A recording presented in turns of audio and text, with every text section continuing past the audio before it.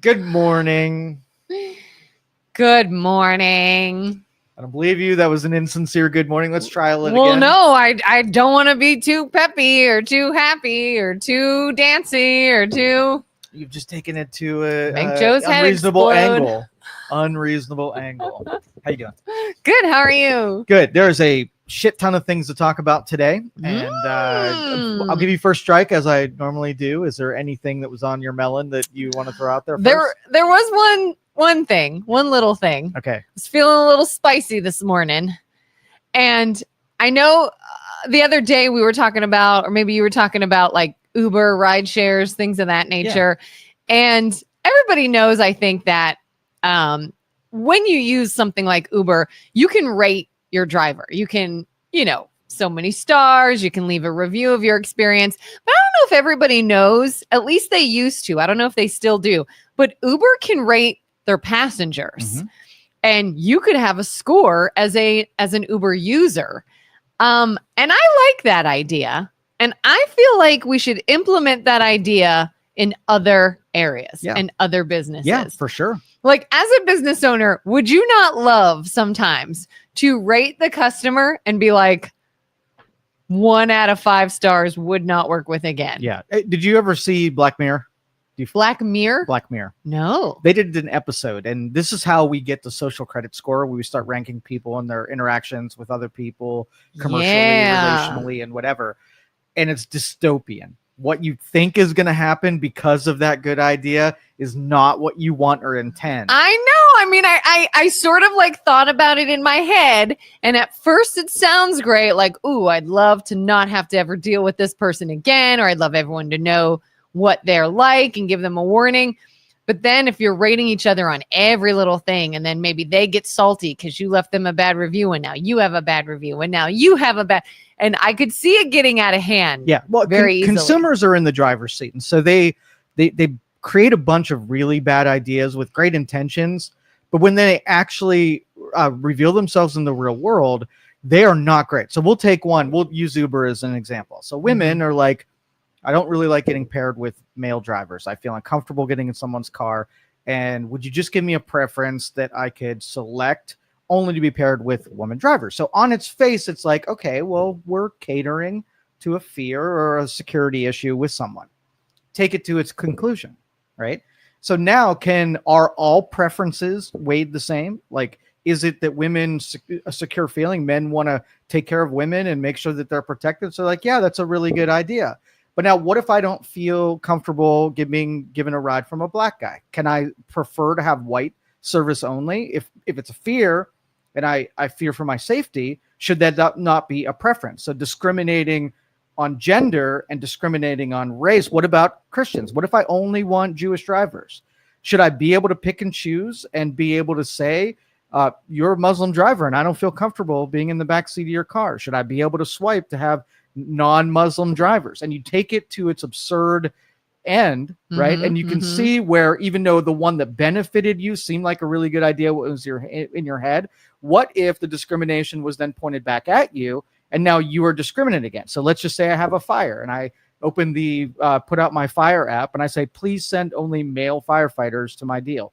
Or I'm being arrested or investigated. I don't want any white detectives or whatever. You can see where in one weird way it made total sense. Yeah, let's discriminate against men, give women only women drivers. But all other examples that I could bring up are a really bad idea in its totality. Yeah. And that's why I love the review system so much, is rather than basing it off of whether it's the gender, religion, or skin color, or whatever, I'd like I want to see the reviews. Because I don't mind the idea of being able to select a female driver. That's kind of appealing to me. But I don't so much need it to be female. I need it to be someone I feel comfortable with, regardless of their sex. So what would be important to you? So if you read a review and, obviously if someone's given 10,000 rides, there's going to be 100 of them that aren't great, right? Yeah. Is it more valuable, the positive reviews or the negative reviews?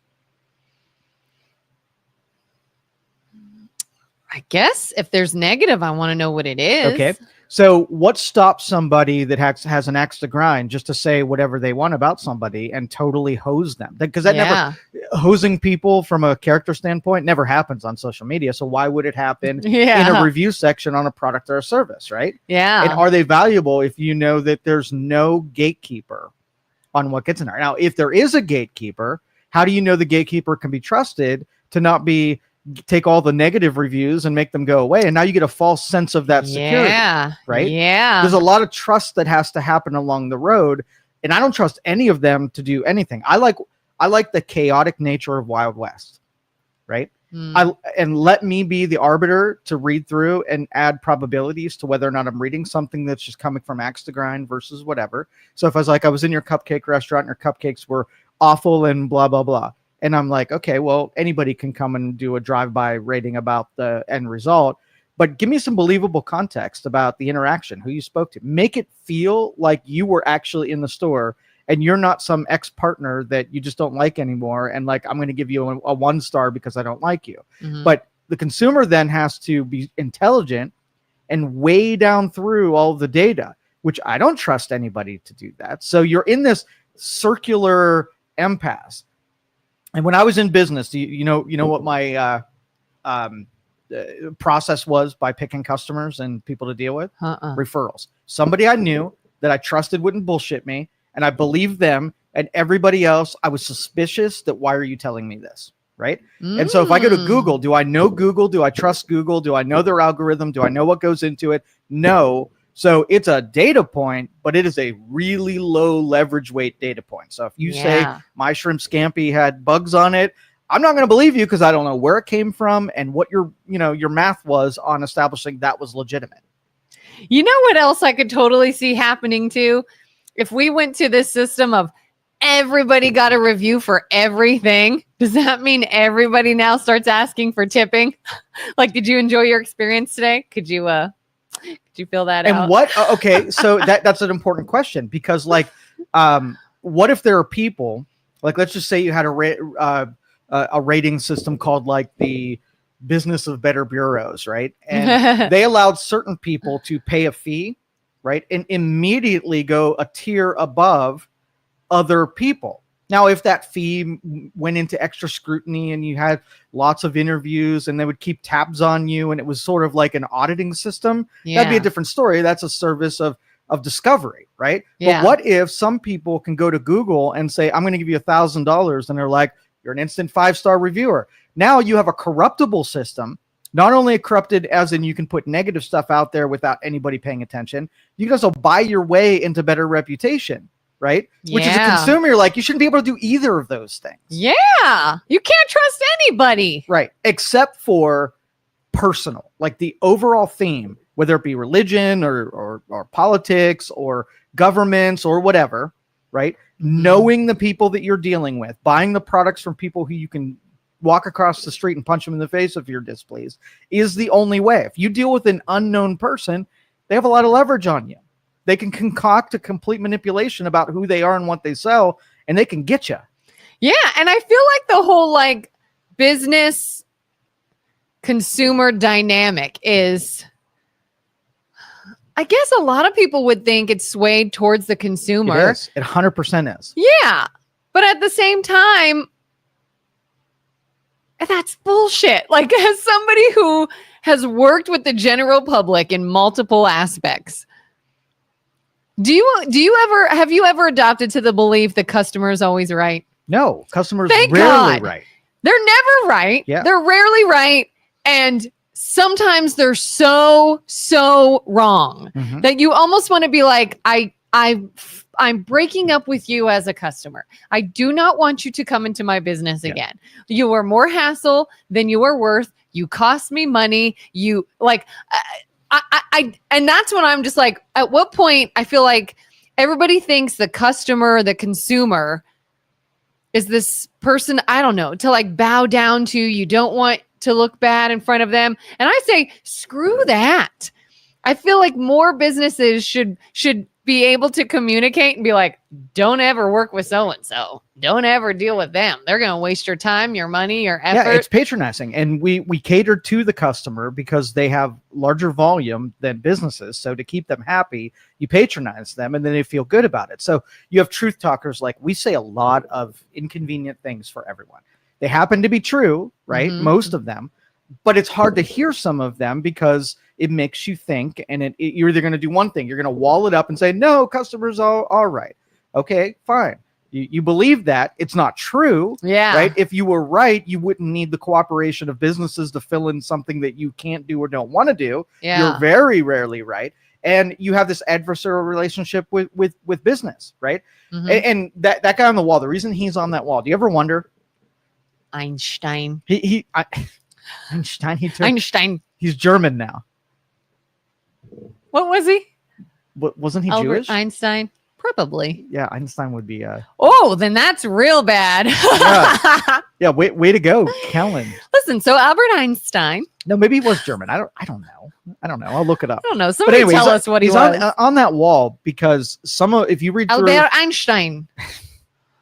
That really ring. All right, somebody tell me if he was German or not. Go on. I might have made that up. a lot of wisdom came out of that dude that is populated. Okay. Mm-hmm. So in physics, like the natural world teaches us a lot about what we're going to do biologically and relationally and societally. Right. And so if you have a pendulum, right, Mm-hmm. that is not moving whatsoever, it's right in the middle, it has reached homeostasis. It's going to require you to take energy and you have to choose whether or not it goes that way or that way. Right. Mm-hmm. And if that way benefits you, you cannot argue that pendulum is going to swing in the opposite direction. Assuredly, it's a natural phenomenon that if you do X, Y is not a suggestion or might happen. It swings in the other direction. So the further you pull it back in one direction, you can't argue your way out from throwing it in the other direction. So as consumers do things that benefit them, the pendulum is going to swing in the energy direction on the other side of the fulcrum of that pendulum, right? Yeah. 100%. So, but as we create this narrow, chaotic pendulum pools, and you don't have brilliant people that think that there's not going to have an adverse opposite reaction to whatever you do, you'll complain pretty heavily when it goes in that other direction. So we watch it go, let's patronize the consumers, right? Mm-hmm. And then it skews the power and control on the side of consumers. So what do businesses do? They adapt and then they pull power and control in their direction. And they're usually better at it. And then consumers pull it back in their direction. All it's going to require is them, one of the two, once the pendulum is moving, that when it reaches homeostasis and nobody's added new energy to it, let it sit in the equal position. And then you don't have to have those wild swings between the power controls of those two different, at odds end. But we can't do it. We'll continually do it. I was going to say, how do you let it sit in the neutral position? That would be, you have two warring armies, right? Yeah. Whoever shoots first is going to get a shot back. So you're like, how do we then let the two generals walk up to one another and say, hey guys, this is really dumb. All that's going to happen is that we're going to shoot and then you're going to shoot and our people are going to die and your people are going to die. And either we're going to have total dominance where one of us is going to retreat or all be killed. And that's not a great deal. So how can you work it out that once you reach the two generals talking and no one is shooting, that we avoid the shooting, right? It's pretty clear what you would do if you had a relationship. All you'd have to do is be honest about what's happening in the customer economy and also the corporate economy, set some guidelines about how you're going to avoid the things that really suck for both sides, both agree not to do those things, and then stick to your agreement. And when the temptation to shoot happens, you pass on the temptation. That's all that's got to happen. And it'll never happen in that I field. was going to say, It'll never so happen. this is a fairy. Yes. A fairyland Yes. you'd be living in. Yes. Yeah. And another thing to sort of even shift the gears from hating the consumer to then hating the business a little bit. I've also been on the side of, I was just thinking of this the other day. If I walk into a business, there have been times that I so would love to reach out to the owner and let them know how much business they lost because of the shitty attitude of their employees. Like how many times I've walked in somewhere and stood there while the employees, I don't know, did whatever, never acknowledged, never did anything that said, hey, I'll be right with you, nothing. Had an air about them of like, ugh, someone I have to wait on. And I almost want to be like, I'm so sorry for inconveniencing you. I'll leave. And I would love to call the owner and be like, you would have had business, but I don't like the attitude of your representation. It literally drives people away. All right, can I solve that for you? Yes. Okay, so the business end of people serving people, when you commoditize and create transactions in things, right, you create that deal. Okay, so let's just say the board of directors are sitting around at Best Buy. Sorry, Best Buy, I pick on you a lot. You're my example. And they say, hey, our retention rate is about 60%. That means that 40% of the people, when they walk out of their store, are disappointed or been served wrong. And our marketing and advertising bring in 60% more customers, right? So we're replacing every lost customer with a brand new one. And so long that we don't run out of consumers, this is an okay deal. So that board of directors is going to say, okay, as long as those numbers are equal, as long as we don't lose customers and not get any back, I'm cool with that. Versus a smaller company that's not Best Buy, that every customer is valuable and I have conversations with you because I want to retain you, and one lost customer means something to me. All right, then, okay, so on the consumer side, guess what the consumer has to do? Non-transactionalize the relationship. So if you say corporate people care about me and non-transactional, when it comes to something, well, I found this TV $6 cheaper down at whatever. You've now taken the bait to transactionalize, and now you expect the company not to transactionalize. You broke the agreement. So everybody's got to agree. I'm going to say, I'm going to deal with you. I'm going to pay your rates because I like the treatment. And I'm not going to double back and break my agreement and somehow group you then in with the people who I'm not patronizing at the time, right? Because now it's because, like I said, consumers are in the driver's seat. So they can all of a sudden say, oh, I like XYZ, but I don't like blah, blah, blah. So I'm going to throw you under the bus. And then when you throw me under the bus, then I'm going to get out of sorts about it. Oh, yeah. Like, hey, I want to give you my business over this big company because I like that I have more personal attention. I have someone on the other end of the phone when I call. I have all these conveniences and I choose that. Great. We're in business. And then it's, but could you give me a discount? And could you put me as your priority? And could you blah, blah, blah? And it's like, what? It has to be an agreement, though. Both sides have to agree. And consumers are in the driver's seat so they can fix this thing tomorrow. If you want to fix low wages, you can. If you want to fix, importing most of our retail items, you can. They're in the driver's seat. So consumers will complain about something.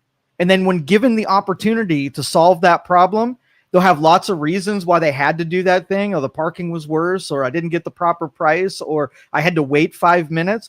Inconvenience hits, and all of a sudden, they are causing the problem that they're complaining about. That's why they're rarely right, because they're irrational. They are irrational. Yep. And they're entitled. Entitled and irrational. But we did that. We bought their patronage by allowing them to be entitled, instead of what should happen is that there should be this almost militant effort on both sides for consumers to say, here's the principles of patronizing a store, and I won't compromise on those principles. And the businesses have to do the same thing. So we have this whole economy of people doing it right, and let the shitstorm happen on the other economy where people are just transactionalizing all of those purchases and interactions. There's a solution. I mean, it'll never happen. Read Utopia. I know you haven't yet. You read Utopia and you will say everything that and that's like natural law and sort of like intellectual principle or laws go in opposite direction, right? So the natural law, the outcomes that are predictable and give you your math and metrics on probabilities are all moving on the side of energy and chaos, right? So it decays no matter what. You're born to die, right? Nature says that even though you don't like it, it doesn't give two shits about it, right? And so, but the opposite of that is if you have no energy and you have no chaos and you have movement and you have no action, right? Then nothing happens. So you got to sacrifice peace and convenience for the sake of action happening. But if you just stack on some of these intellectual things and get everybody to jump on board, you can have your utopia. I guarantee it. It's math. Dennis called me a Karen, and I disagree with that. You're a Karen. Dennis. Why? Because I would want to tell the owner that their employees are shitty. Let me dissect it. And first of all, I did not do this. I'm saying I would like to do it. Yeah. There's a difference. So she's a closet Karen for sure. By the way, I've also called the manager to tell them how great their staff was. I've done that more. So what is a Karen? To me, a Karen is someone that wants to complain about something not irrational, but maybe a little ridiculous, a little overly sensitive, a little entitled. I want to get something that maybe I'm not entitled to, so I'm going to make a fuss about it. They're more so in the wrong. I don't know. That's how I think. Okay. So to me, a Karen is someone has an entitled set of standards, and everybody has to conform to their set of standards no matter what. Yeah. So in an absurd example would be if I had two products and one of the products costs more and it had all of these benefits, and you had one product that costs less. A Karen would go to the lesser cost because they want the lesser cost. And when they would demand for the benefits of the thing that they didn't order and didn't pay for as a almost way of leveraging something that they feel that they didn't get, that they should get, not that they paid for or they are entitled to, but they feel like they are entitled to that. So that's why they go to, a Burger King, right? Mm-hmm. And their standard is it needs to be a 5-star restaurant kind of service. I'm not going to wait, and I'm not going to be misserved, and nobody's going to make mistakes, because a 5-star restaurant would never do me like this. But Burger King now has been elevated, even though it doesn't cost 5-star. And even if the training's not 5-star, and if the people working are probably 15-year-olds that just got out of school, not 15-year-olds, but you know what I mean? 16-year-olds. Young kids that just got out of school and having an expectation that they're going to serve you like the 5-star, that would be a Karen, demanding something that is not on the menu. Do you think customer service should be on the menu? And I know that's kind of a loose. People might have different ideas of what customer service is. No, not every company decides what product they want to sell. And if they want to put customer service on the menu and price it in, when you go there, that's part of what they do. They market that says, hey, we're customer service. Mm-hmm. And the people who don't care about customer service, like TSA doesn't care about customer service. They'll boss you around. They'll make you do uncomfortable things. They'll make you wait. They're in no hurry. They're not going to have personality. They're going to degrade you. The DMV, they don't care about customer service. I don't demand it. And you don't have no expectation when you go to those people that they give two shits about your experience, right? Yeah. You pay for experience. If you want cheap, you get low customer experience. You want premium, you pay for customer experience. But demanding a value transaction with customer experience, you might be asking too much. And when does it, though? I feel like there's almost this sort of slippery slope then of when is feedback needed and desired versus someone becoming a Karen. Like, for example, there was a business my husband and my family used to go to all the time, restaurant. And I'll be honest, we only went there because it was conveniently located. It was slow, took forever. You better not be in a hurry if you go eat there. Food wasn't great. Service wasn't good. But we were friendly at the time with the owners, and it was close by. Well, we would go, and again, food would come out, not great. Maybe the order was wrong, whatever. And we did the whole, someone comes to your table, how is everything? Fine, thanks. And we left it at that. And it wasn't until the owners that we became friendly with sat down and was like, seriously, I need to know. How is it? And we'd be like, this is so tough, I can't chew it. That is wrong. That, and it's like, when is it a Karen? And when is it like, I want you to succeed and you need this feedback. Yeah, that's forcing that on them. What if they don't care? What if they don't want your opinion? And if if they didn't ask, if they Okay. didn't give you an outlet for saying it's important to them, why would you force what you think they should be doing onto them when they clearly don't? So if you just don't go there, if you use that time and energy to go support someone who's doing it right, they have less customers. And then maybe one day they're sitting at a table and they're wondering why they have less customers than they did before. Now, if they don't care and they're not even curious, then they just go out of business and they get replaced by someone who may care. So your solution isn't to force your ideals on another person that and you know, sort of like shame them into caring when they obviously don't. Yeah. Use that energy to support people who are like you. But consumers use 99% of their energy on trying to force their care and ideals on someone who's not open to it. And 1% on the people who do it really well, like, hey, that was really good. Really, she spent 20 minutes conjuring up the perfect way to shame someone into doing what you wanted them to do. And you put 1% of your energy into someone and complimenting them, telling them how they did a great job. Reverse it. Put 99% of your energy. And that's what I was saying. Like, when I walked into this place and was met with clear disdain, I didn't leave. I didn't say anything. I might have made a comment to my husband, like, I was trained to at least say, hello, we'll be right with you. So that's annoying, but I left it at that. But I have been places where I was like, man, they were so friendly. They were good at what they did. They were fast. They were efficient. I will then call and say, I just wanted to tell you how great your staff was. And they were friendly and they were attentive and they were whatever. So Dennis, I will put more energy into that. But here's another example of something that had us ticked off last night. And you tell me what you would have done in this situation. Okay, I'll use my principles. Okay. Kids sporting event. Yeah. Children, we're talking about like 5th, 6th grade, 4th grade, maybe about that age range. And there is no official scorekeeping. They're kids, they're playing. Everybody knows who won. You know who's scoring goals and who's not, but it's not like officially marked or anything. The referee, the referee shows up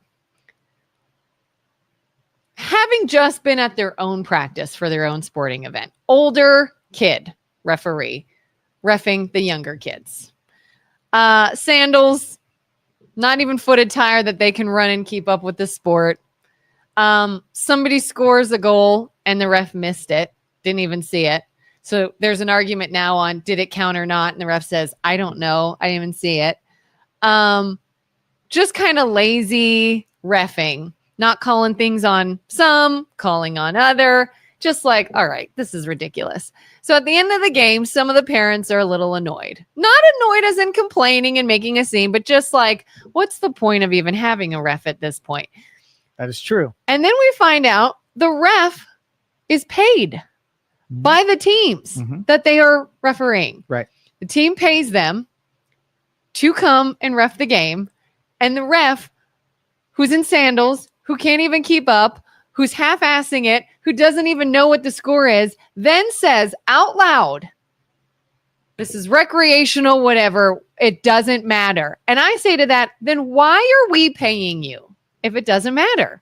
Find a volunteer or someone else. We'll do this for fun. But if the teams who are there playing shelled out money to you for this, do you not expect them to do that job? Regardless of the age group? What would be the point if you're not keeping score to notice if it went in the goal? What's their job? If keeping track of the score isn't part of it. The point is to, ideally, these kids are learning. They're learning how to play. They're learning the rules. They're learning what counts, what doesn't count, what constitutes a penalty, what constitutes this. So it is sort of this idea of, does a goal in this situation count or not? Does this warrant a penalty kick? Is somebody offsides? Is ideally they are learning how to play properly.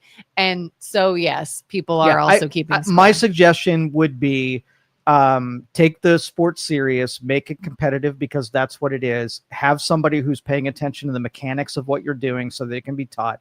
but take it seriously and everybody else will. If it is a recreational game where nobody cares actually what happens, then, it doesn't really matter. I mean, clearly people do, because there was some it did go in, so it didn't go in. Parents should say, let's start keeping score, calling penalties, teaching the real mechanics of the game, and then we're going to pay someone to pay attention to all the things that matter to us, both sides.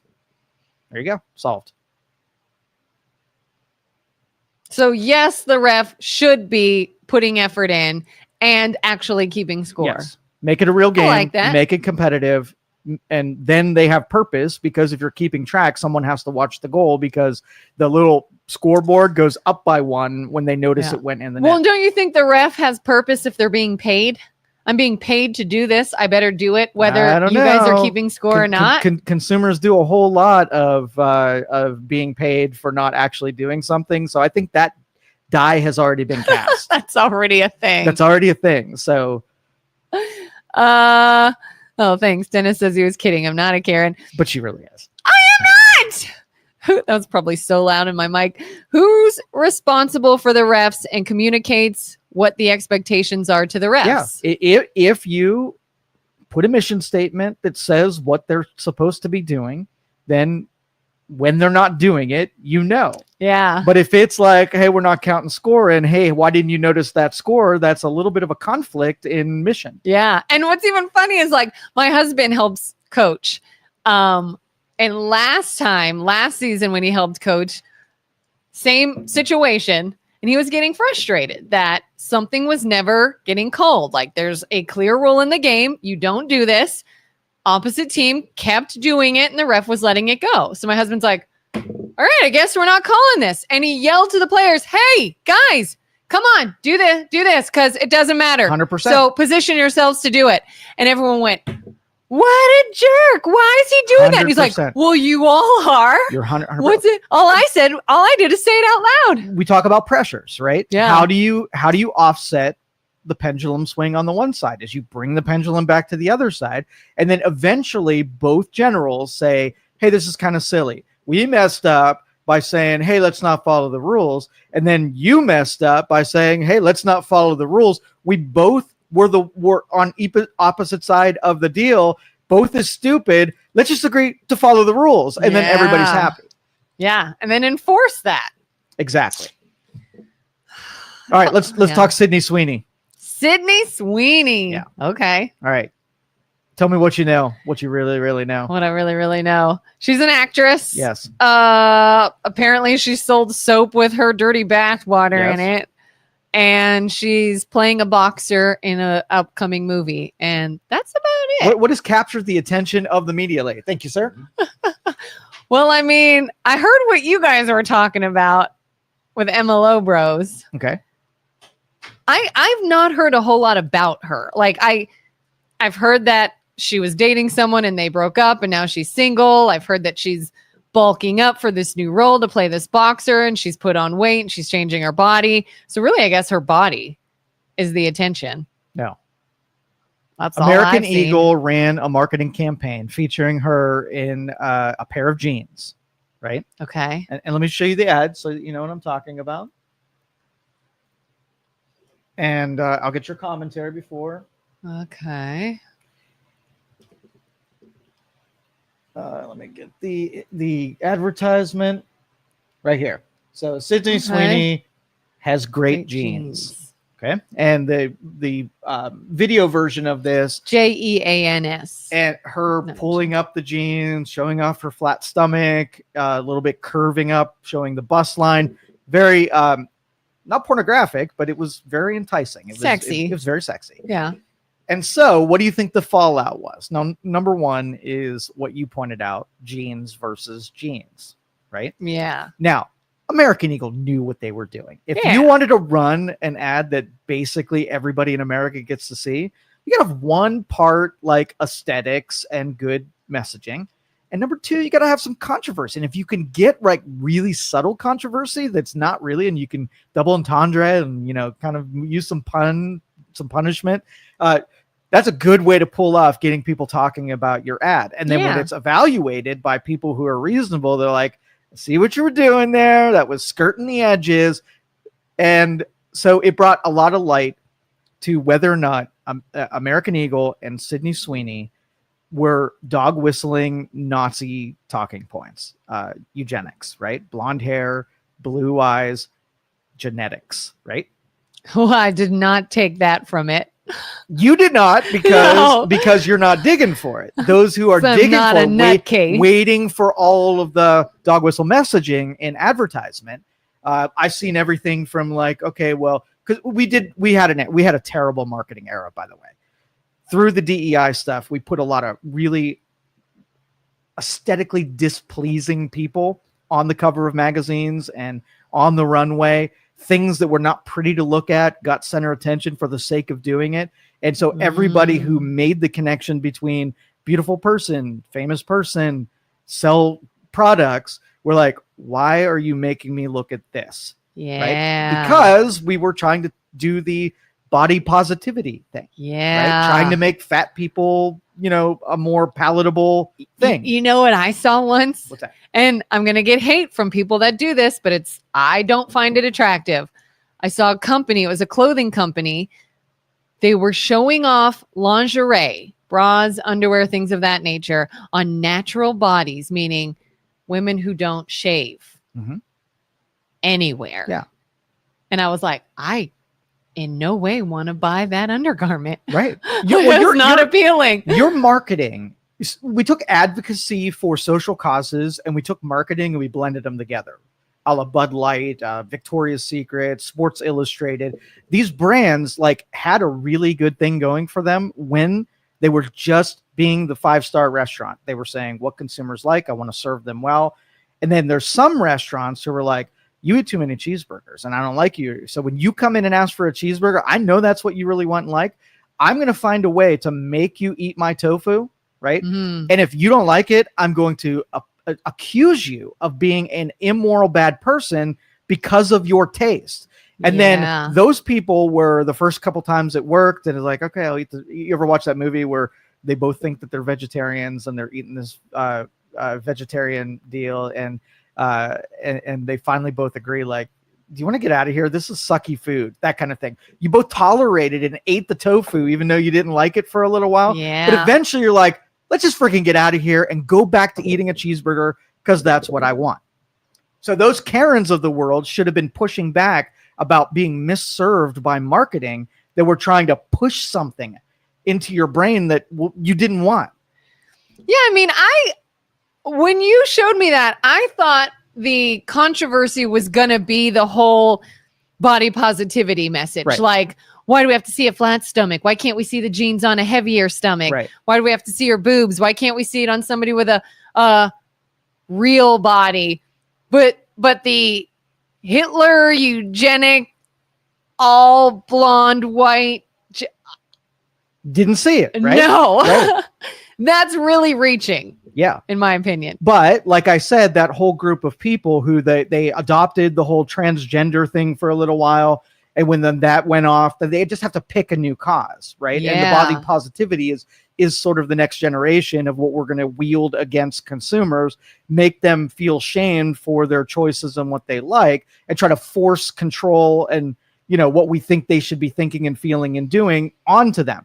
And again, consumers are like, F you at a certain point. It will reach homeostasis and it will be pulled back in the other direction as fiercely as it went in the direction you pulled it back to every time. Oh, yeah. I saw something yesterday on Facebook and I was instantly annoyed because of what they're trying to do.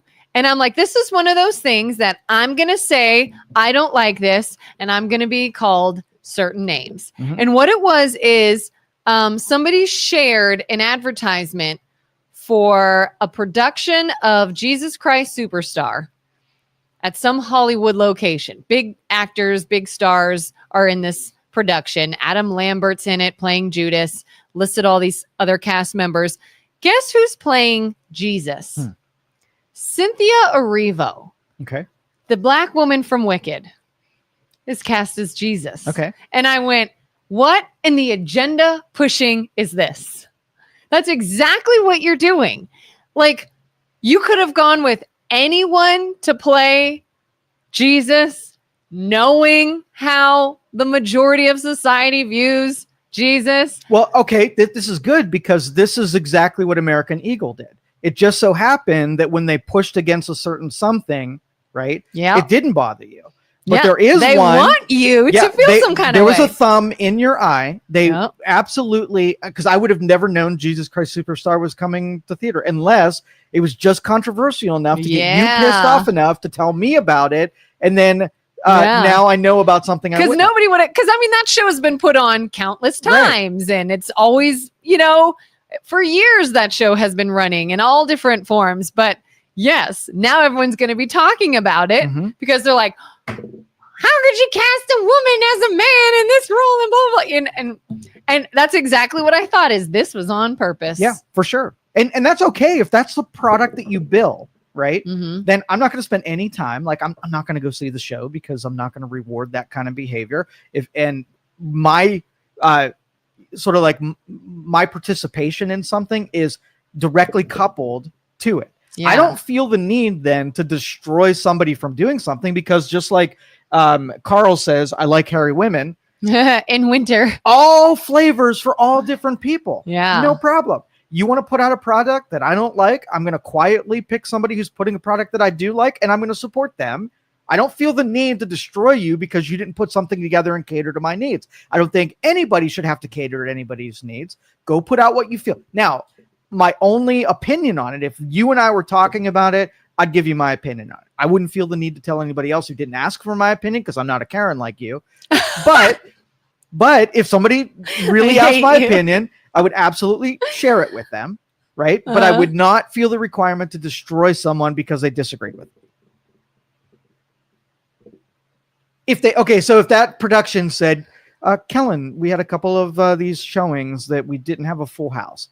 I'd really like to have a full house. Why do you think we didn't pack the house, right? And you can say, well, it's probably because a lot of the people like me who would have come to the showing did not like the fact that you did some kind of social advocacy, took a character that was beloved, and you made it sort of like a made contentious, unrelate. Like I don't relate to that thing. I can't. Yeah. And you asked my opinion, and I'm telling you what I think. There, do with what you will. I'm going to move on. I'm going to go see a production that has a more traditional version of that, and because that's what I like. Yeah.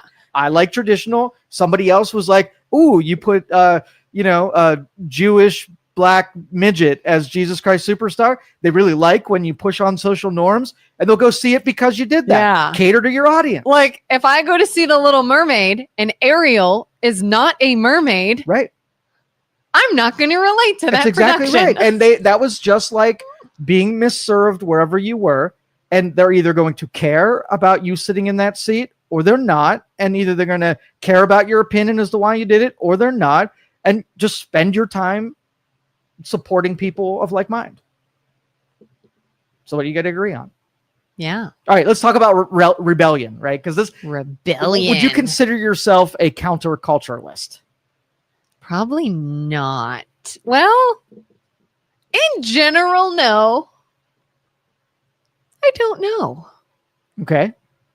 A counterculturalist. I found my side on both sides of being in premise. I am a counterculturalist, okay, right? Because I think counterculture pushes on norms, pushes on the status quo, and then allows people to question whether or not the status quo is good enough. If it survives the scrutiny of the counterculture, then it's rigid and it survives. If it's delicate and it gets destroyed by counterculture, then it wasn't very strong and it deserves to die to be replaced with something that's more durable, right? Yeah. That's what it represents to me. So in music, we'll say, punk. Do you do punk? Do you do any kind of counterculture, rage against the machine?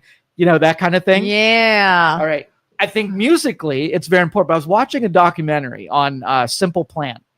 Really? Yes. Oh, yeah. Really, really good. And this illustrates what I'm about to say. Okay. You like Simple Plan, by the way? Yeah. I really like them. Do you know why I like them? Why?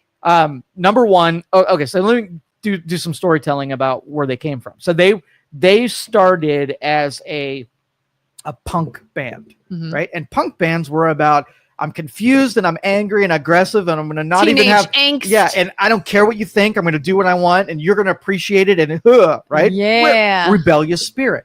And so the punk community is about pushing on status quo, about what's acceptable with music expression. And it really gets, more traditional rock or pop music. And it like really mocks it and keeps it in check, right? Yeah. An important factor in your musical expression are the counterculturalists in music, right? Yeah. Now, they weren't doing well as a punk band, right?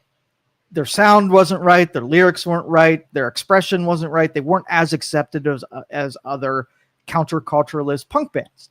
And so what they did was they started putting a little bit of pop in their punk. Yeah. Right? And so they got bigger crowds. They got more acceptance. They got record labels that would deal with them. They did more live showings. They're like, okay, well, this is working and that's not. The minute that they changed gears and added pop, more pop than punk, who was the first person, who was the first group to throw them under the bus? The punk scene, the counterculturalists. So they were saying, you're changing your stripes and you're a sellout. And this blows my mind because it's like, hold on. You want punk bands to conform to the punk status quo when your brand is pushing against the status quo. You don't see a conflict in this at all? That again, so it's an illustration of the people that play that game risk alienating their own group, like the punk scene did to the Simple Plan band. Yeah. The corporate world has the same thing, the political world. So there's pressure to conform, right? And then there's chaos and energy and reward that's against pushing on. So let's just say Bud Light says, you know what, we're selling this beer, we're doing pretty well. What do we need to do? I know, let's hire some white, liberal, middle-class women to start making decisions. And they conjure up these ideas and say, I know what we're going to do. We're going to use our platform and our power to push on an agenda that has nothing to do with selling beer. I have an idea of something that we could help. At the same time, we could sell Bud Light that the blue collar people really love with the transgender LGBTQ crowd. That seems like a fairly good plan. And okay, everybody's like, seems like a simple plan. I see that little callback. Yeah. But okay, fine. You want to leverage it? You want to take a risk and a gamble? You want to alienate some people? I'm cool with pushing on that. Let's see how that works out. So that gamble did not work out because it was misguided and misjudged. But I can appreciate at least the courage to be able to push against social norms. You just have to have a barometer with whether or not the juice is worth the squeeze, right? And be honest enough when it doesn't play out how you would hope. So let's just say Simple Plan went pop and they got alienated and killed their whole market that loved them in the punk scene. And then the pop community was like, yeah, we don't like you. You're too dirty. You swear too much, whatever. And then that would have been a bad gamble because neither worked out. You lost what you had and you had nothing more to gain in sort of like a net gain and for the gamble. So it's kind of like when we were talking about the whole standards of beauty and how we sort of took something and changed it and made it less appealing. Now, I do think that when the whole body positivity movement started and we started seeing like models, for instance, fashion models become a little more full figured, there truly were some beautiful models. Oh my God, I can't think of her name. Ashley Graham. I think Ashley Graham is beautiful and she's a bigger girl. But then we almost said, okay, that worked a bit. Good job. And kept going. Well, what about this? Now, what about this? And now you're like, you lost me. I don't think that looks good. And so where do you draw the line between let's push on the status quo, say, F you, we're not doing that. We're going to do this. And then realize if you go too far. Well, it would be a logical exercise as far as I'm concerned. If you're chasing okay, so like let's just say you take a jeans brand, right? And you ask yourself, why do people buy these jeans? And what's limiting our expansion and growth in our brand?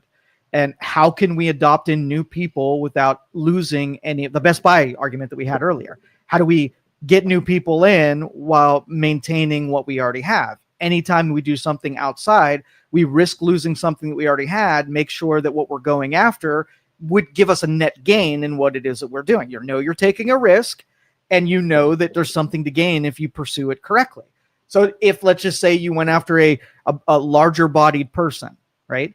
And maybe guys didn't buy the posters of that larger bodied person and plastered it over the wall. So there's some people who are like, that didn't apply to me, but it doesn't piss me off enough to not still buy their product. You got all these other great looking women over here. And that's why I paid attention to it. And that's why I watched the ad. And that's why it's popular. So there was little risk and there was a lot of reward. But let's just say it's no longer about what you want. I know you like hamburgers, and I added a wrap, and it doesn't affect you. You can still buy the hamburgers. So the wrap doesn't alienate me. It just added something new menu that might attract somebody who doesn't like burgers. And now you have me and you have them. So when it goes too far is when you get addicted to the menu items rather than have an appreciation for who buys the menu items, right? And that's where you're like, hey, if we take people who buy Bud Light, they're watching football, they have an appreciation for masculine people doing aggressive things on the football field.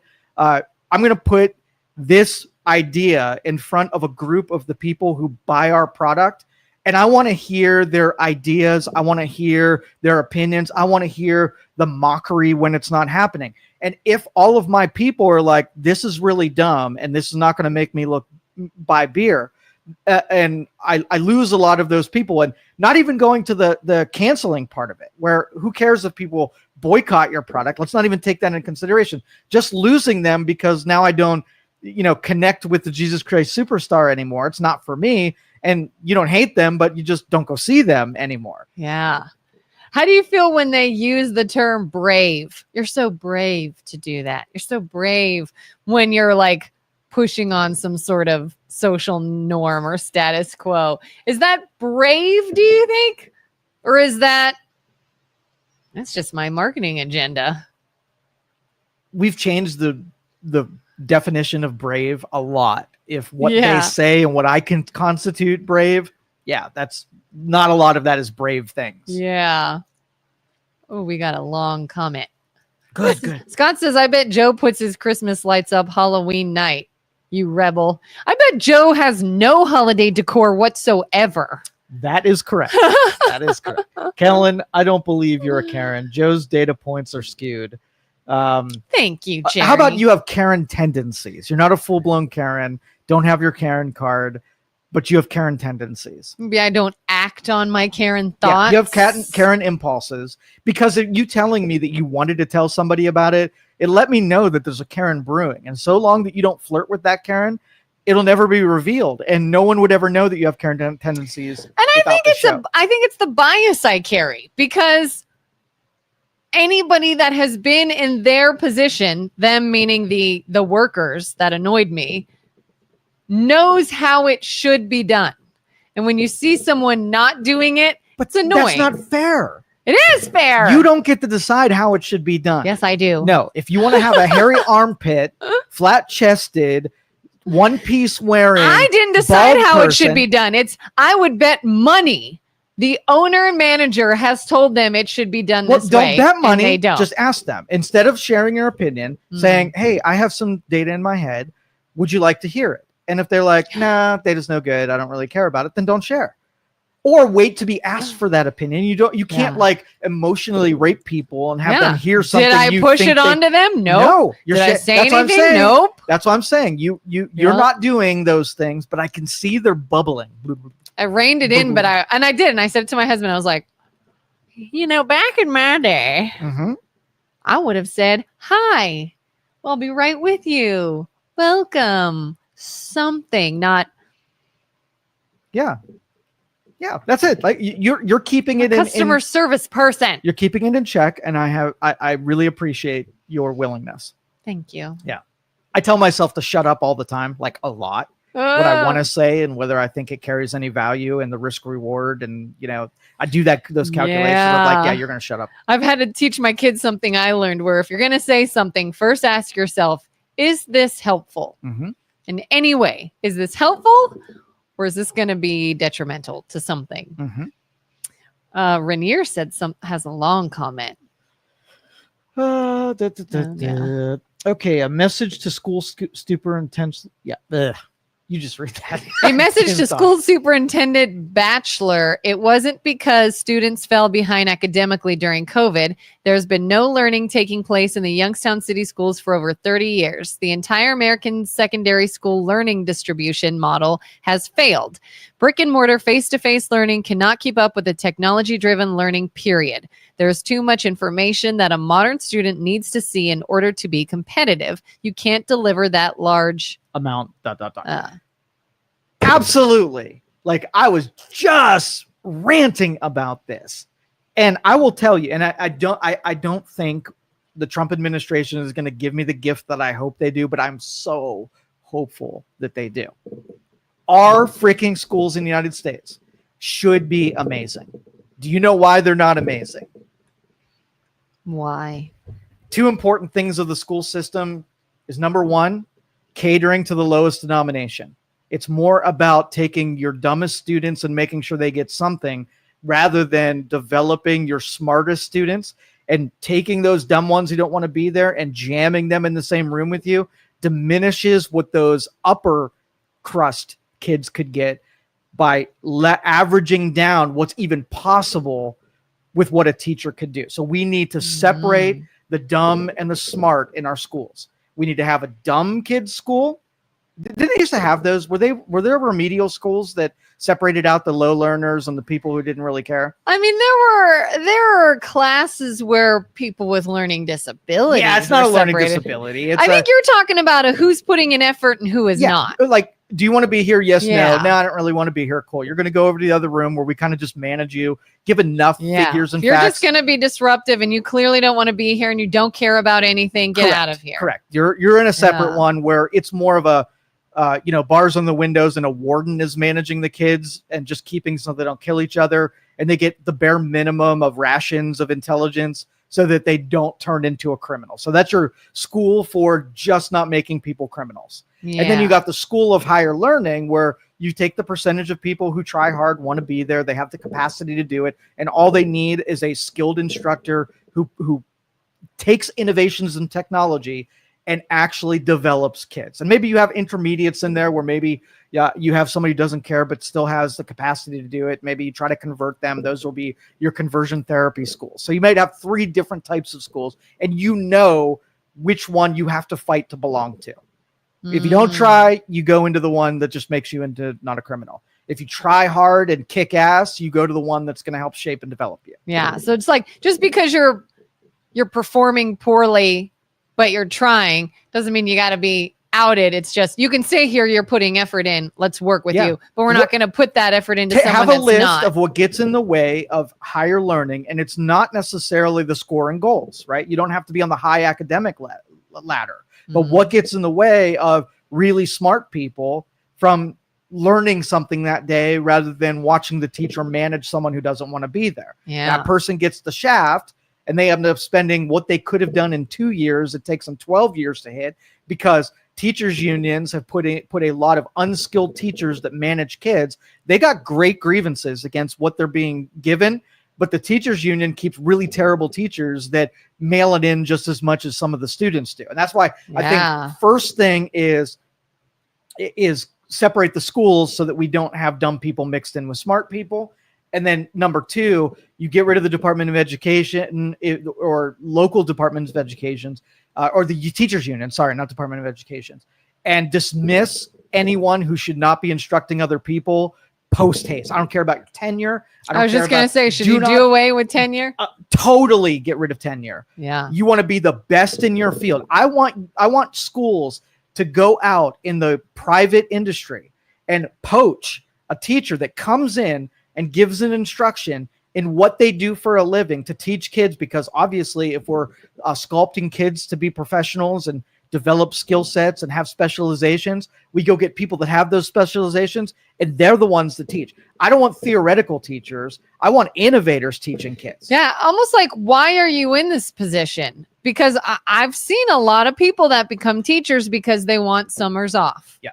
They want to be done before 5. That's not shouldn't be the mission statement of our freaking our educators that are supposed to be imparting wisdom onto our kids. Yeah. That would be the case if I had all of those low common denominator kids, right? Then it's just like, can't do this anyway. I'm not imparting wisdom anyways. Right. I'm their babysitter. Well, one of these examples is I volunteered to teach a history segment through junior achievement to an urban school. I was so super excited. I had all this history of CEOs and business and what their contributions were on developing today's economy. I was ready. Right. I walked into that classroom thinking I'm going to be the Michelle Pfeiffer. And I'm going to take my dagger dangerous and stab it in. And these people are going to be like, oh, we didn't care about that now, but CEOs, let's listen to this. Maybe they'd start a rap group or something. And I went in to my first paragraph. It was like, hey, you know what? This is going to be atypical. I'm volunteering here to talk to blah, blah, blah. You guys aren't even like looking at me or paying attention. Hey, can we heads up here? Can we sit towards the front? Let's just have a conversation. Let's make it fun. Let's talk about things that maybe you didn't know before. I couldn't get one person in that classroom to conform to even looking at me, let alone pay attention or contributing or participating. I couldn't even get them to look at me. And I was like, what do they teach in schools? Is this like a respectful thing where it's a show of disrespect because the teacher's not in the room and I'm not going to pay attention to this guy? Yeah. So I read my first paragraph, my little intro. I said, hey guys, I'm out. Right. And they didn't give two shits because if they would have been like, oh, we're sorry, it was just a power play. No, stay. We want to hear you out, whatever. But I could have been there or not been there, and they wouldn't have given two shits. Those were consumers who the school decided that they were going to be fed something that they had no desire to be fed. Yeah. Right. But if they would have circulated and said, hey, guy has a real good grasp on historical figures and the people who through the Industrial Revolution designed today's economy, who wants to sign up for it? And only people who had a hunger for what I was about to teach. That's who I want in the room. You could have cast those people out in the parking lot for all I care and never given them a morsel of education because how much they disrespected knowledge and wisdom in that moment. Is there a way we can reach kids like that sooner? Here's what you do. Your first level of attack is serve the people who are there. Yeah. Then if you want to convert somebody, if they're going to listen to you and they're going to take the wisdom and they're going to take your advice, then cool. You'll help them rehab. But what if you take somebody who you're trying, like they just had a liver transplant, right? Mm-hmm. And you're like, I don't want you to have to go through it because is there a way we can make sure that the liver you just got transplanted doesn't happen again? If they're like, yes, I am all in. I never want to go through that again. Now you share the information. But if they're like, does it involve, can I still drink? Can I still take down my shots tonight? Then like, no, there are people that absolutely value the information that's in your head, will respect it and are hungry for it. You're not one of them. So I am not wasting my time with someone who obviously has no interest. Yeah. So take the interested ones first. If the disinterested ones don't want to be there, let them not be there. Send them out in the fields to pick something. Put them in a rehab school where they're just being managed by a warden. Yeah. And my brain like keeps flip-flopping to like, oh my gosh, well, what if that behavior started because of these horrible things at home and then it got perpetuated? This is why liberal white women But at the same time, that's why I say that needs to be addressed far sooner because now they are at the entitled, I don't care, F you stage of the high school age kid. Whereas, is there something that could be done that they were reached far sooner than that to avoid that mindset? Maybe it wasn't always their fault when they were little. Maybe they had a lot stacked against them. So address that younger before they get to now the jaded F you, I'm out stage. That's where we go wrong, that kind of thought. And that's why women have contributed to that total emphasis on empathy over logic. So we'll illustrate this. I threw this comment out a couple of days ago. We're on our island with 100 people, right? And there's 10% of them that did not did not plant the seeds. They did not nurture the crops. They did not help harvest, right? And now it's feeding time. The harvest was done by 90% of the people, and now it's time to eat. Mhm. So do you feel like, number one, that they don't get to eat, right? They did not contribute, so they do not get to eat. Number two, they get limited rations. You tell them, I'm going to give you enough to keep you alive, but you're not going to get a healthy helping of this. And think about this next time when you decide you're not going to participate. Three, that you do give them full rations. Or Mhm. four, they're excommunicated and they're kicked off the island. What would you pick? Just based on a lack of information, there's not enough information. I was going to say, why didn't they participate? Doesn't Are they matter. elderly? Are they handicapped? Are they? You have to be able to write your rule set on this, where you write a rule set. If you work, you shall eat, right? Only rule set that's on this. You work, you eat. I want to know why they didn't. Could they not work? Pick Is it one of the four. against You're their- given a choice of one of those four. Oh my God. Then I guess if I don't know why, I just know they didn't. Yep. I'm probably at least going with, was it B, that is limited rations? Yeah, limited rations just so they don't die. Yeah. Okay.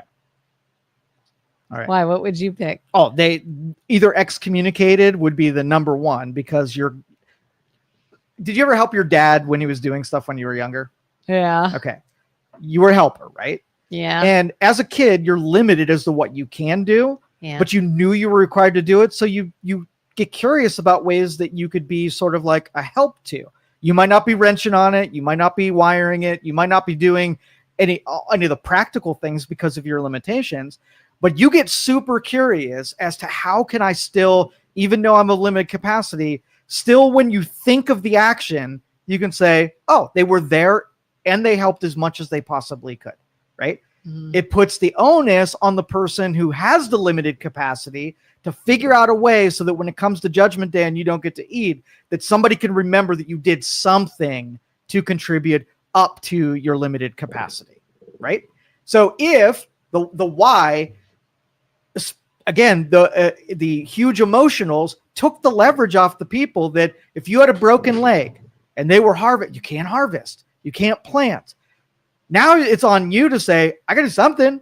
What can I do that I can do to be counted as the people who gets to eat? That's on you. What if you find out that 10% were babies? They're excluded from that. I'm talking Oh, that's what I'm saying is I need more information.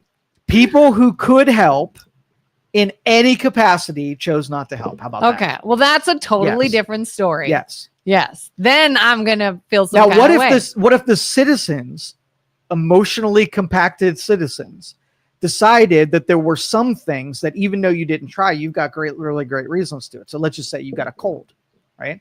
And I can't go in the fields and do the harvest, so I'm going to do nothing.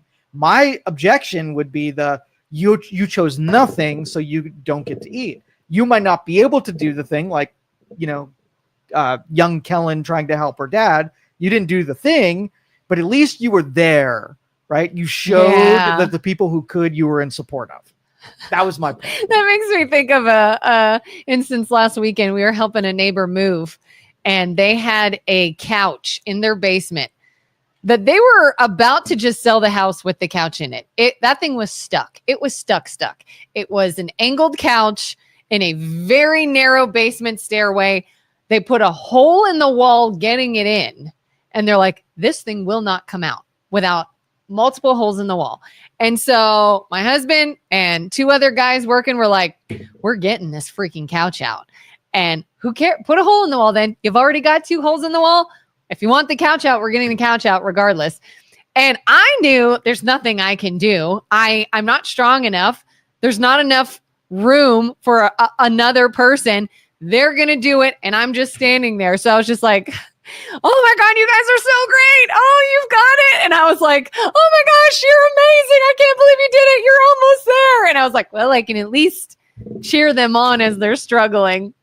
Would you say that person gets fed on the island? Absolutely.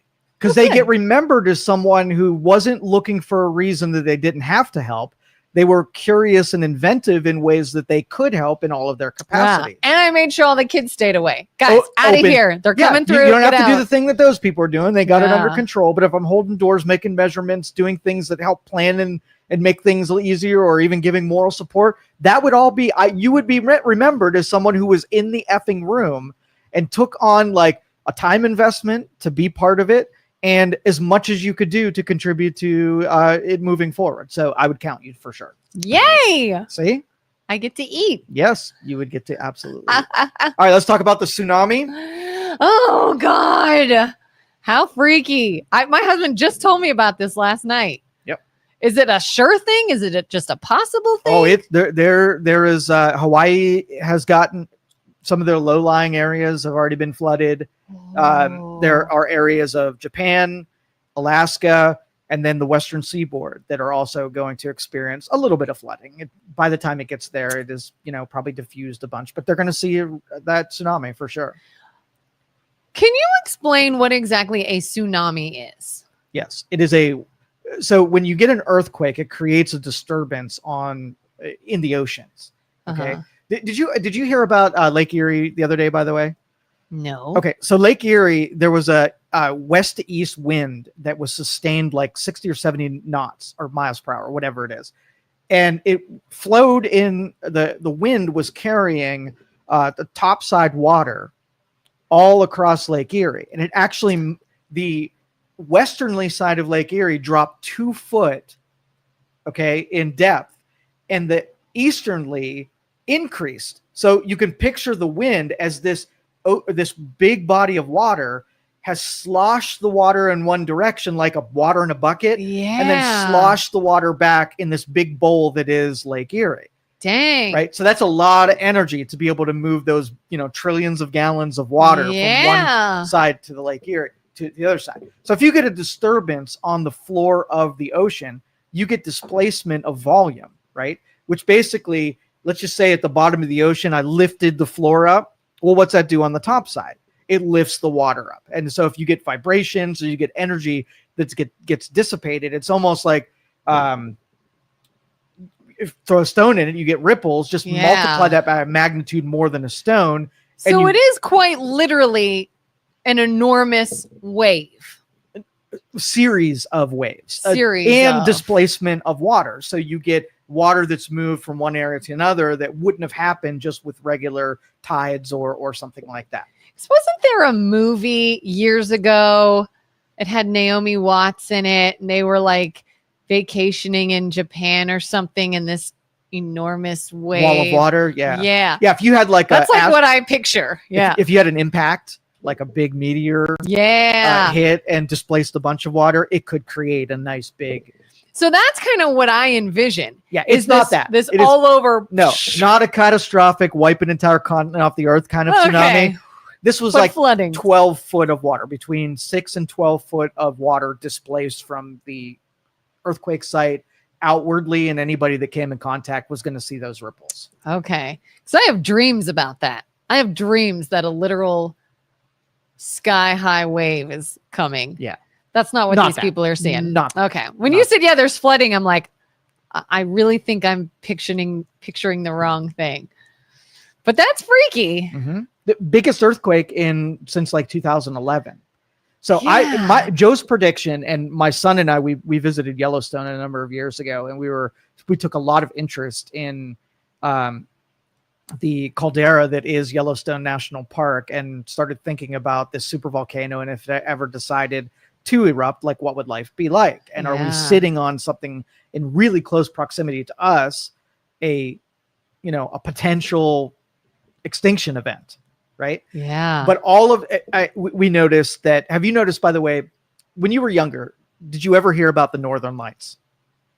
I remember hearing a little bit about them. Like I remember hearing the term and stuff. Okay. Yeah. You never really got to see it in Ohio, right? Or if you did, there was one that roughly came down to New York, maybe southern Canada. Yeah. And it was every couple of years. Have you noticed there has been a Northern Lights event that goes way deep down into the South multiple times per year? Yeah.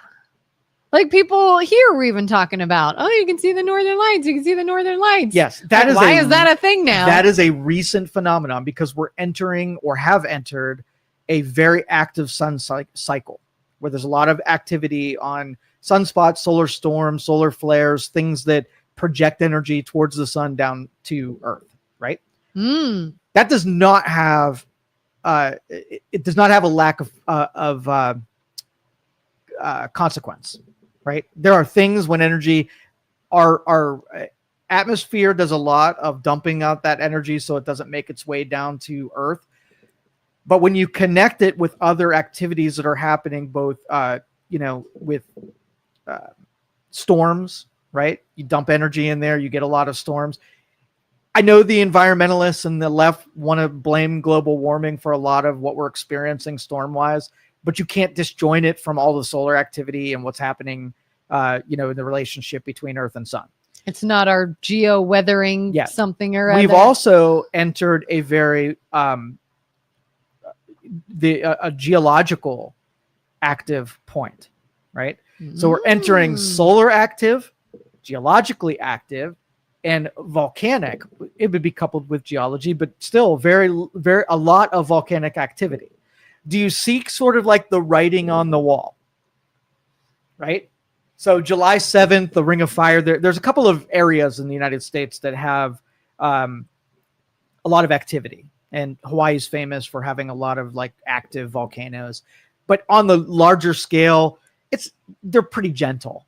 I know they don't feel like it, but they're pretty gentle. Yeah. But there was a lot of activity starting like July 7th of a lot of volcanoes kind of rumbling and shaking and giving off energy.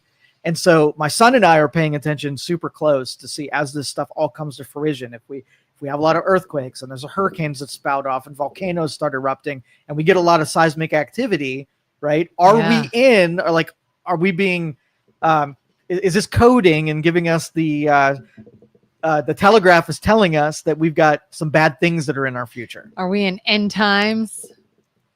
Have you heard about people talking about that? I'm talking about that. Like this is, but like from a biblical standpoint, do you think people are like looking at things in the Bible and saying that's what that is and that's what that is? We do a lot of that.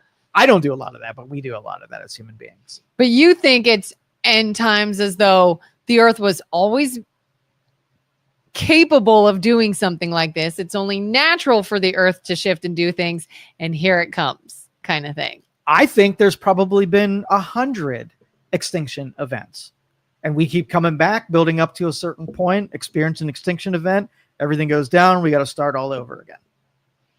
What would stop it from there being hundreds of them? Do you think there was an extinction event ever?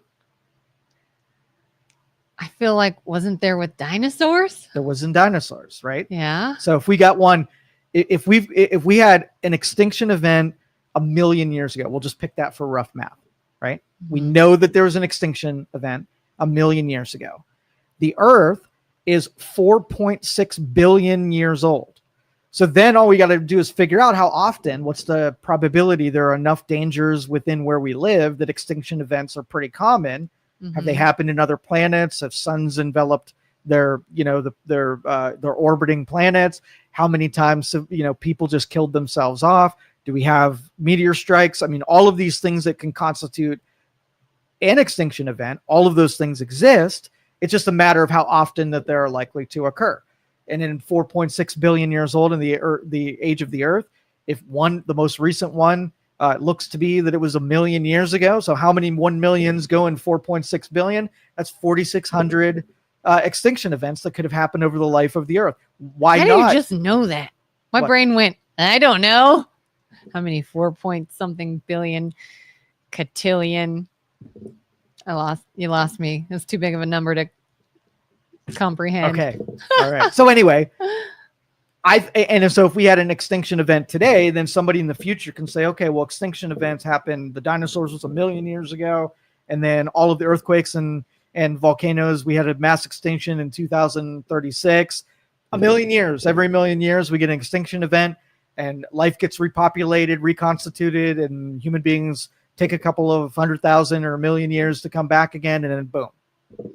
A random weird question. Sure. if you are someone who follows scripture in the Bible, Yeah. where were dinosaurs? Was that before any of that?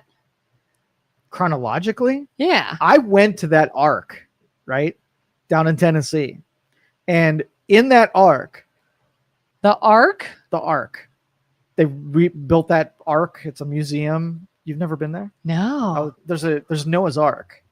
Oh. And one thing that blew my mind, like you hear the story of Noah and you're picturing tigers and camels and whatever. Do you know they had dinosaurs on the freaking ark, according to that museum? There were dinosaurs on the freaking ark. There's no mentions of dinosaurs in the Bible. Dude, I don't know. I'm not a scholar. I have no idea where that came from. But people who looked into it and people who built that museum have concluded that there were dinosaurs on the ark. Really? Really? So either dinosaurs existed and there just happens to be no mention of them. Maybe dinosaurs existed in more of a jungle foliage type region of the earth and the Bible's more desert or something of that nature. According to creationist perspective, dinosaurs were on Noah's Ark.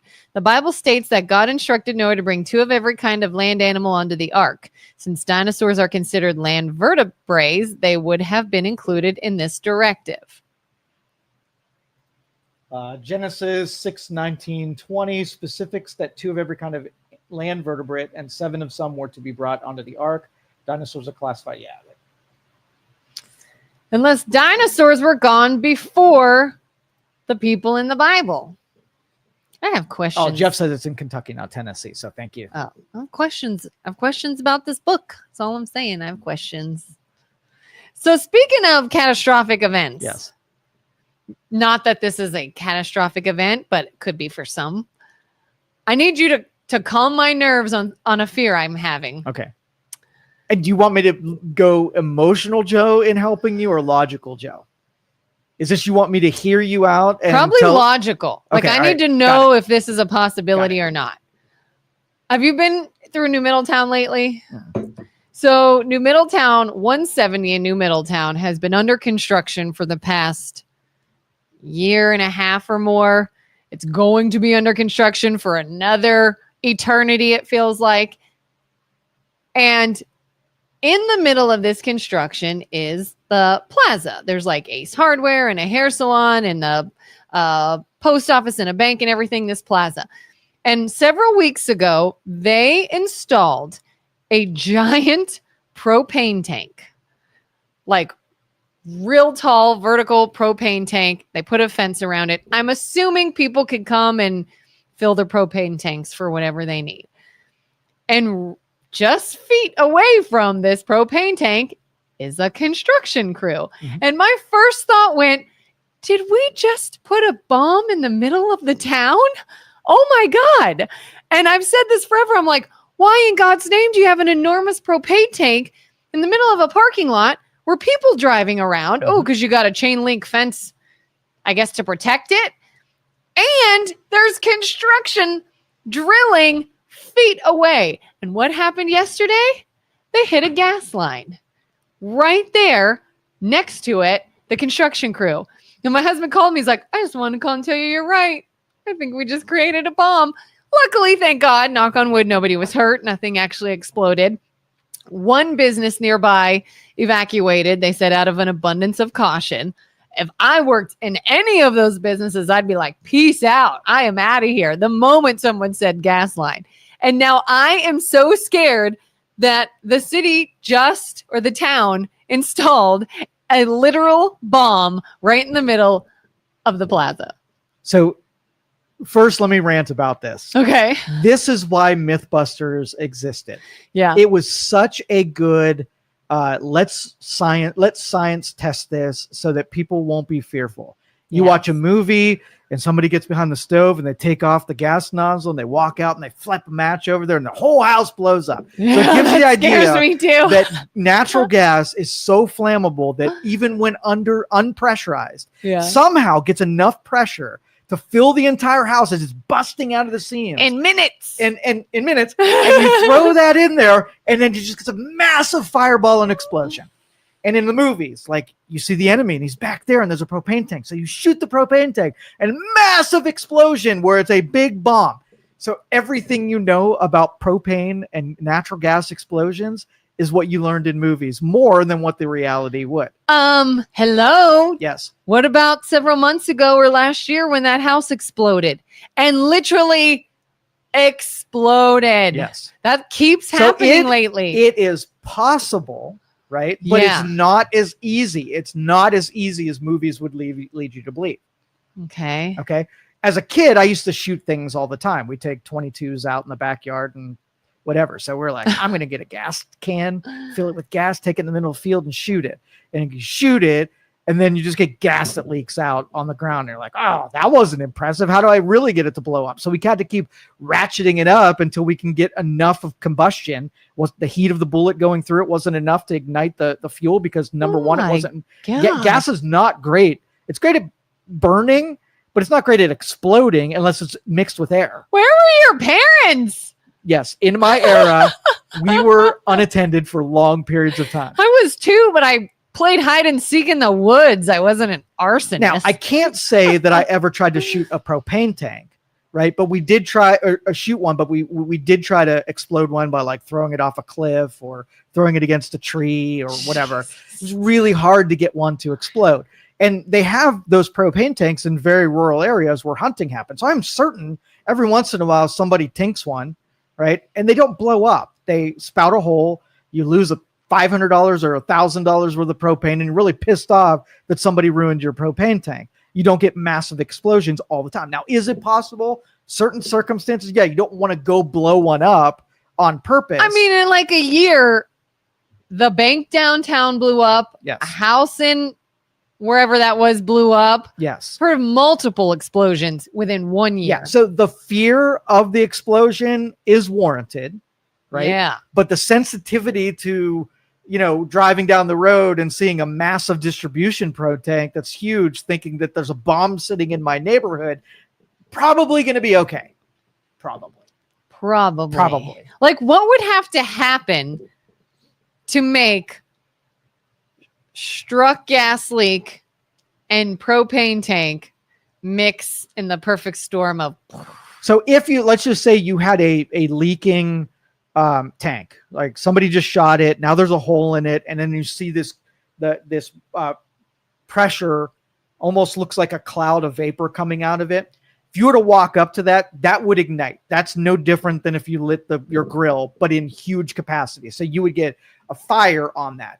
Would the fire like creep back into the tank and blow up the tank? Probably not. You just get a flamethrower for as long as the propane was leaking. Maybe you get to when the pressure's down, then the rest of it gets ignited and you get a little, pop off or whatever. It would take a lot to get a full explosion. So how Carter says that house is in Liberty. Yeah, that's the one I was talking about. So how, in an instance like the house in Liberty or the bank downtown, how did that manage to totally explode? I think they were actively cutting gas lines. So you have something that's cutting through metal that's throwing off lots of sparks, and then you hit a line that has pressurized gas, and as that pressurized gas, you're lighting it with active sparks, and then you get an explosion. That's my guess. I don't know. It could have been, but in the case, let me retract that. I think in this case, it was in a basement that had cinder block walls that had seals on an elevator that was also cinder block walls. So if you get the escaping of gas and then it's able to collect in a confined space, and then you get a spark like what would be in an elevator shaft, then you have a corridor, right, that can explode just like that vapor escaping into the air. Interesting. But I honestly take your kids out with a propane tank, spend an afternoon seeing what it would take for you to get that to explode. Don't shoot it right off the get-go because then you'll ruin the experiment. But take like a cardboard box and open the nozzle just a little bit and let air go into the cardboard box. That would be an analog to doing it in your house where you have windows and you have gaps in doors and whatever. That cardboard box would collect a little bit, and when you go to light it, you might probably get a flare up, but you wouldn't get a massive explosion. So I wonder what happened with that house in Liberty. And wasn't the window company somehow they found responsible? Yeah, I think they knocked off when they were installing, knocked off a gas feed for an oven or a stove, and it was just allowed to collect for a period of time, and then there was ignition. So that was probably filling for a while. A long time. Yeah, it would take a while. Okay. House in Liberty was due to manufacturing fireworks. The house in Ellsworth was possibly propane caused. Yeah. Ellsworth is what I'm thinking of. Ellsworth House, the family that was home. Yeah. So yeah, it does happen, but I think they're a little bit more durable than we give them credit for. House in Liberty was manufacturing fireworks? Oh, that's good stuff there. That's something I would totally do. I didn't know that. Yeah. Like trying to make them in the house? Your own fireworks? What so idiots. much fun. Do you know I know somebody? Yeah. God, I hope they don't ever watch this. I obviously won't say who they were. I know someone who I didn't see this, but they told me one year when they were young and dumb and very drunk. You know those bottle rockets? They have the skinny stick and you light them and they go, pew! Put one in their butt crack. Mm-hmm. And lit it. But apparently the person who put it back there for them, instead of up, faced it down, blew a literal hole. Like and then this person said they were so embarrassed they didn't want to go to the hospital. So they went and they bought like a whole bunch of Depends and pads and things of that nature. And we're just trying to like stop the bleeding. What idiots. Why are we so stupid? Guess it's better than blowing up your house. We are really dumb. So this is funny on one of the beer manufacturers. They put together a special bottle that you can bury in the sand, right? And it's shaped normal at the top, but then it's beveled to like a nice end, so you can jam it in the sand and have your sand beer. Oh, I've not seen that. You know what the doctor's comment was? Oh no, I don't know who needs to hear this, but nobody think about it. Oh my God, yes. So things we will stick up our butts, right, and use for their unintended, whatever, unintended purposes, we will do because we are human beings. Nobody just falls on something. You don't just fall on a broomstick. It went up there, and I can't believe I sat there. You didn't just fall on a bottle or a broomstick. I have a good friend. She works in the Cleveland Clinic, and she's like, you don't just fall on things. You don't. I'm sure they see it. Yeah. I'm sure they see it. Oh God. You couldn't pay me enough to work in the medical field. Couldn't do it. Now, I would consider patients as customers, and having to deal with people who just are doing dumb shit and making your job harder. Like, yes. Or being dramatic. I have another friend. I don't know what she does exactly. So it's a doctor's office of some sort. I don't know if it's orthopedic or something. She sent me a picture the other day and it said, God, could we enough with the theatrics? And it was a screenshot of their software system where somebody had typed in, patient says they were in so much pain, they literally almost died over the weekend, that they need to be seen today, and blah, blah, blah, and all this stuff.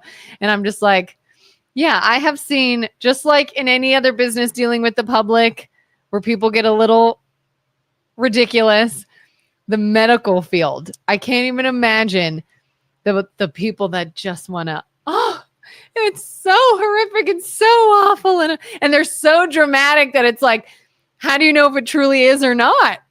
Mm-hmm. Have you ever been in a situation with someone like that? You're like, I'm sure it's not that bad. Oh, like, come on. I will say if it's that bad or not. You're pretty dramatic, though. I'm dramatic, but I'm not going to say something's worse than it is. It's you to a little bit of a multiple, right? You're not quite so bad.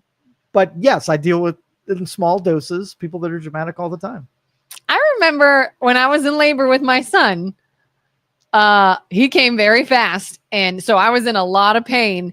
And we get to the hospital, and I am sure I was being dramatic, like couldn't speak, couldn't walk, like couldn't breathe, like baby's coming kind of thing. And this nurse was like, all right, go ahead, get changed, get in this bed. And they just kind of left us in this room. And my husband's peeking his head out, and he's in the hallway, and he's like, I really need someone in here. And they're like, sir, we're getting to you. And he said, this is not our first child. We are not overreacting. I need you to believe that. And like, this is not just us being, oh, it hurts when it doesn't really hurt. And sure enough, they came in and, okay, let's see how it's going. And nurse took her sweet ass time, and I'm dying. She puts this glove on, and she goes to check, and she's like, grabs her phone. She's like, you get that doctor in here right now. I'm not delivering this baby by myself. And I was like, I'm going to punch you in your freaking face. Mm-hmm. I wasn't being dramatic. So it's a perfect example, because it's the dramatic people that ruin it for the people, yes. whatever. So let's just say you're on a parole board, right? Uh-oh. And your job is to see if someone has rehabbed or maybe was innocent all along. But if everybody in the prison says they're innocent, then when you hear someone say, guys, I got to get out of here, I am innocent, when do you stop believing you saying you're innocent? Because that's literally what everybody says. So yes, I'm sure it hurts. Okay. Yeah. Oh yeah. Last 9 people said that it hurt. Yeah. Because the one time I worked in any sort of medical office, I would have to do intakes. And we started even explaining, because we would ask the patient, scale of 1 to 10, what's the pain like? And you always get the dramatics. And so I started saying scale of 1 to 10, 10 being we stop everything and call an ambulance and get you to a hospital. Like I'd say scale of 1 to 10, they'd say 10. And they're sitting there. It's a 10. And I was like, it's not a 10. And I said, 10 is stop and call an ambulance for you right now. And they say, all right, a 9. And I'm just like, and I just asked the doctor, do I have to actually put what they say? Because I know it's not a 10. They know it's not a 10. Like, come on. And then if you have someone that's like, it's a 10, do you believe them? Do you not? That's right. It's the boy who cries wolf. Right. Krista says the desperation for GLP-1s is insane in the medical field. Yeah. Like, do you think there are patients that truly need a GLP-1? True. Yeah. 5%. Yeah. Like 5%? It could be an actual tool in someone's medical care that is necessary. Mm-hmm. But then 95% are just being dramatic and I can't lose weight. I can't seem to lose weight and I'm going to be pre-diabetic. And then you're like, but you just ate a sundae for dinner and you down. Like, I love people who say, I knew someone who said, well, I'm fasting. I do intermittent fasting, as I see them open up a sugary juice drink and drink it. Well, that's all I have in the morning. Like, you have any idea how much sugar is in that? And that's not fasting. But you hear them say, I've tried everything and I've done this and I've done that. Have you though? Mm-hmm. And that's a harsh thing to say because people say, oh, I need my GLP-1. And I'm sure some people do. Right. But I can't imagine being the physician and wanting to be like, I don't believe you've really tried everything else. I don't believe you're going to change anything or change your lifestyle once you have this drug. Yeah. And that's why utopia doesn't work, because every great intention, any nice thing that you do is exploited in 13 seconds. And so you're like, why doesn't nature want me to do nice things for other people? And, you know, having frictions and things being hard and becoming strong and actually being courageous is what human beings are supposed to do. Making it easy for people, it just makes us opportunists. Yeah. We just take advantage. There was an episode of Seinfeld. Did you ever watch Seinfeld? Some, not a lot. So there's an episode where Elaine goes to a doctor for like a rash or something she had. And she keeps getting passed off from doctor's office to doctor's office because her chart says she was difficult. And anytime she tries to change and go to a new doctor's office, she sees them open her chart and go, oh, I'm sorry, we can't help you. And she's like, oh my God, how did I get on this list? I'm blacklisted. They all think I'm difficult. And I'm like, I'd love to do that with some customers out in the general public. Our Black Mirror episode. You give someone a score about how it's like to deal with them and what they are, get profiled by AI. And that way, when you say 9, it automatically translated to that they overreact by a factor of 3. So your 9's a 3, and now you put 3 on the chart because they were properly profiled. What would you do if a customer came to you and said, I need help with this thing. I need your services. I've already been to ABC company and I've already been to XYZ company, and they're idiots and they don't know anything. So I need your help. Are you going to feel like maybe it's you? I bet you it's not them. I bet you it's you. I do not have the ability not to say that, though. Really? Yeah. Before I agree that we're going to do this, let's make sure that this is more them and not you, and lay it out. Give me some more of the story. I'm going to try to see if maybe you're the problem here. Yeah. And if it looks like they are the problem, would you say, I don't think we're a good fit? It's not a personal thing. Like I don't get emotionally invested in those kind of things. I'm pursuing the math. So, but what if you know the customer is going to get emotionally invested? Oh, I don't care. And like, oh, what if they go leave a bad review or bash my business all over town or do whatever? If you've been like, if I'm inheriting somebody from somebody else, I want to know why. So like one of the first questions is, you're not with them anymore. What went down? And then if they tell me their side, and it's always that dramatic side of it. And then I say something like, well, what would that other company say about you? What complaints would they have about when they were trying to serve? Where'd they go so wrong? And then they tell kind of like, well, they would have, this is what happened. And I get a little bit more information about the flipping of the narrative. Yeah. And if I can't figure it out, then I almost always assume that if I can't say, well, it's just a conflict of personalities or the cost was too much or whatever, then I could start eyeballing and seeing if I could be any different. So if you're too mysterious to serve, then we're probably not going to do business until I know that what you could do, I could do well. And now I take it on. Yeah. But I will tell you, like some of the most, the things that I read the most are when you flip scripts on what's status quo. And this is the best rebellious action that I love. Like if somebody came in here, right, and was applying for a job and they said, hey, I know this is an interview, but I want to know, what are you going to do for me? Right? Why should I even work here? Right? Mm-hmm. Would that impress you, that question, or would you be irritated by that? If I'm the interviewer. Yeah. And somebody comes and says, before I go into this whole investment and telling you about me, what's even worthwhile working here? Like, why would I even want to work here? I don't think I would be annoyed or pissed off by it, depending on how it was presented. If it was presented with attitude, I might be a little ew. If it was presented with sincerity, I would probably take, some consideration as to being like, that's a valid question and I'll answer it. So if you own a restaurant, right, and it's seated 50 people and you have a whole waiting room of people that want to be seated and all you're doing is taking their name and number, and one of the booths open up so you can seat one people. So now, since you have a surplus of interested people eating at your restaurant, you go through and you find out not necessarily the person that was there first, but you find out the person that put in that booth represents the best customer in that booth rather than just someone who got there. So you poll everybody and say, hey, our average ticket in here is $200. I want to make sure that you have $200 first before sitting down. And maybe it's like, oh, I only got $90. And then so some of them leave and you get rid of the ones that would have been able to pay for the services anyway. Mm-hmm. And then you poll everybody and say, what do you usually tip? Like, we want to make sure that if you're here, we're going to serve you really well. I want to make sure that, if I give you that booth, I want to make sure that at least you're a 20% tipper, or else I'm not going to give the 0% tipper or the 5% tipper that booth. I'm going to give the 20%. At least we have the best chance of all being happy. So then you can interview me later and say, hey, before I take that booth and choose to give you my money, are you going to pay attention to me? Are you going to come back every 5 minutes and check on me? Are you going to make sure the food is good and all that?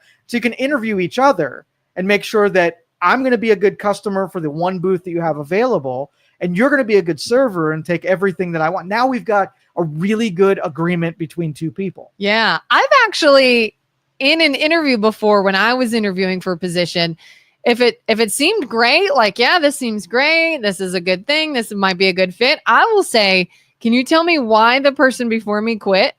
Or why would anybody leave here? Yeah. What's the turnover rate? And if it's high, why? So, I mean, yeah, I want to know those things. Like, yeah, but it's fair on both sides of it. Would you feel shafted if you're in a waiting room and got interviewed to make sure that they want to let you into the booth? I don't know. Protocol is you show up, you get the booth, even if you're not as good a customer as customer number 5. Yeah. But you get it because of tenure.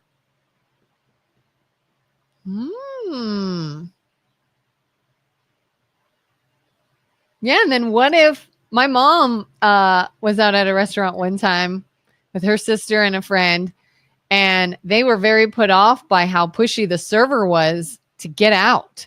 Like, hey, is your party here yet? Do you guys know what you need? Well, no, we have one more person coming, and then well, can you put the order in now, and then it'll just be ready when can you call them and ask them what they want?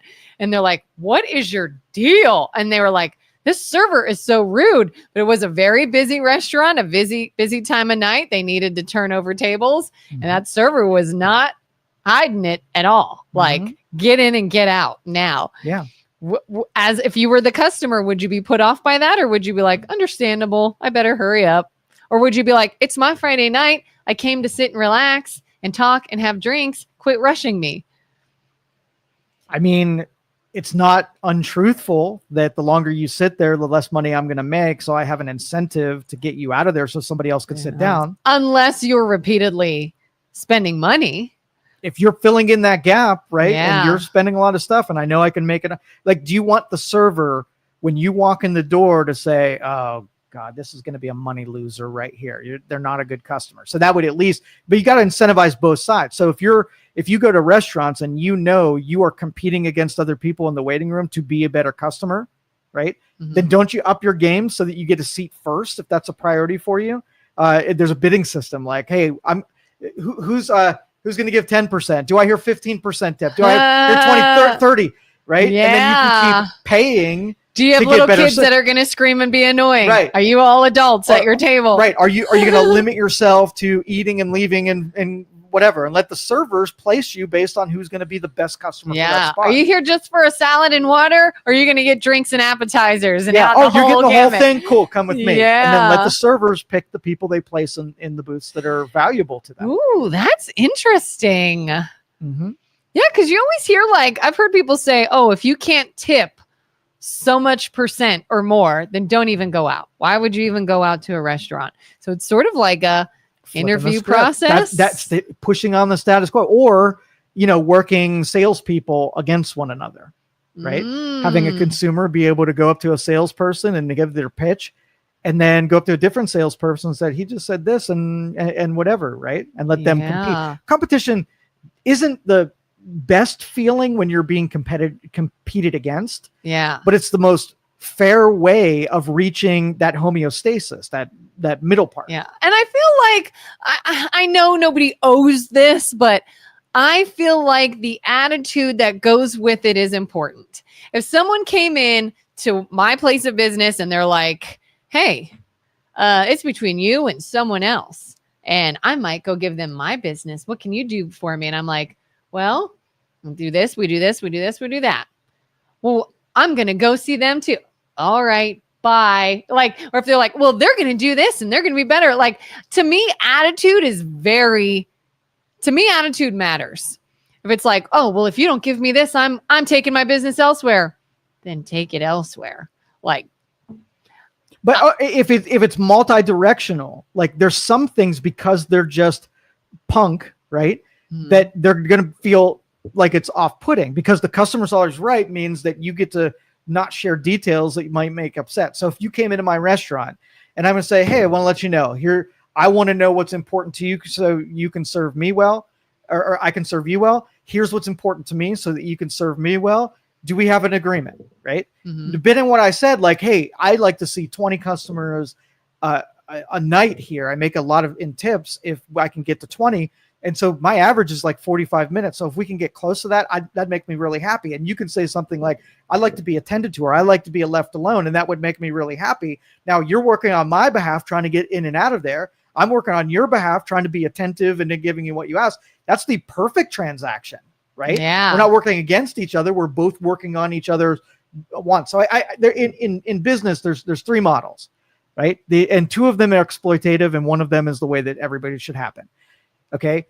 The company is happy, but the customer is unhappy. That's exploitative, where you're holding all the leverage. So you're at the DMV, you need the license. You can't say no. I don't have to try real hard to get you as a happy customer. So I am going to exploit the shit out of it and not even try to make you happy.